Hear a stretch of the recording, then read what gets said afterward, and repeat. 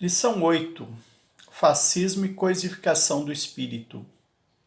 Nós vimos na lição 1 que o veículo do fascismo em termos emocionais é a projeção do estranho, do unheimlich, no outro.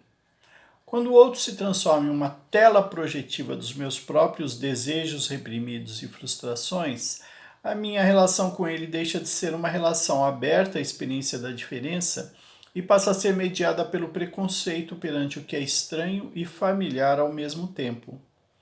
Os critérios morais, sexuais, étnicos e raciais são pretextos exemplares para a disseminação do fascismo, pois se prestam a ser veículos da depreciação sistemática da diferença através do preconceito.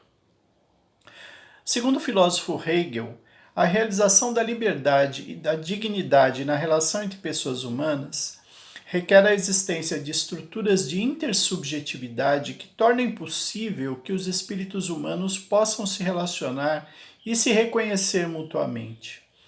Para Hegel, cada espírito humano é dotado do desejo de reconhecimento pelo outro. E o outro, ao mesmo tempo, precisa ser reconhecido por mim como irmão, como cidadão portador dos mesmos direitos que os meus. Essa é uma ideia próxima da noção de amor universal pelo próximo, tal como postulada pelo cristianismo. Para que o reconhecimento do outro se realize, é necessário então que os homens se desliguem da busca incessante dos objetos materiais, ainda segundo Hegel, e compreendam que a realização mais autêntica do desejo humano não se dá pela simples posse material, mas sim no reconhecimento do outro como alteridade, quer dizer, como diferença, e também como irmão fraterno. O outro é diferente de mim, mas ao mesmo tempo é meu semelhante, meu irmão fraterno, de maneira incondicional.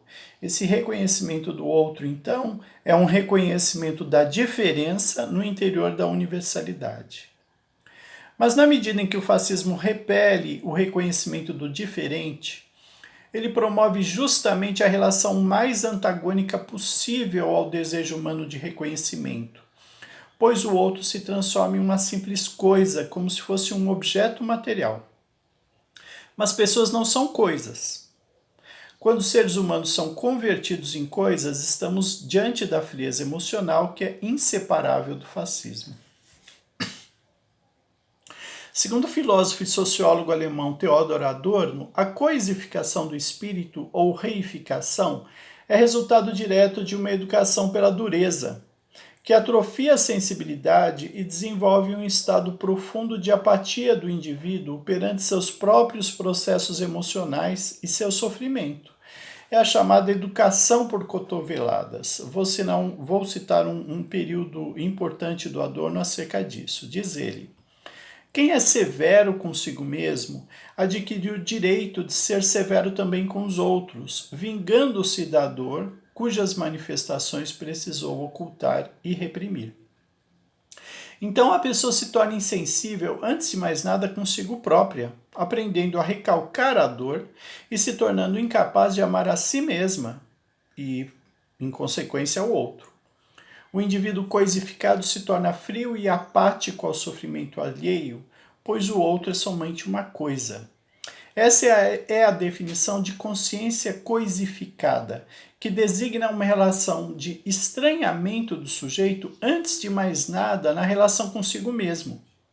A pessoa se trata a si mesma como uma coisa e por isso também estabelece com o outro uma relação de coisificação, inclusive com pessoas de seu mais íntimo contato, como pares amorosos, familiares e amigos.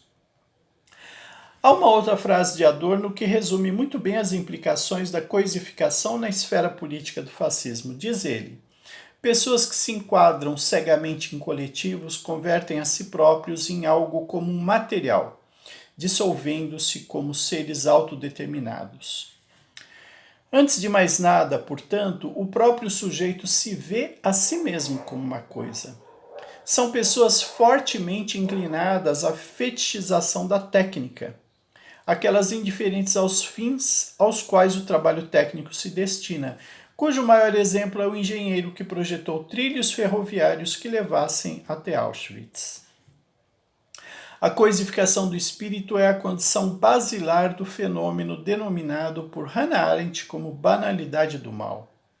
Esse engenheiro foi um homem que somente cumpriu ordens, alguém que projetou os trilhos ferroviários que levavam homens, mulheres e crianças de Auschwitz até os locais de execução, obedecendo de maneira rigorosa a parâmetros técnicos, mas sendo completamente indiferente aos objetivos aos quais seu trabalho se destinava. Obedecer a ordens de maneira irrefletida é um comportamento que expressa frieza e cumplicidade com a barbárie do fascismo. Embora a coisificação seja um fenômeno com implicações políticas, em si mesma ela não é determinada pelos aspectos macroestruturais da esfera política. A coisificação origina-se da frieza do espírito e somente pode ser combatida pelo próprio sujeito na relação com seus processos emocionais.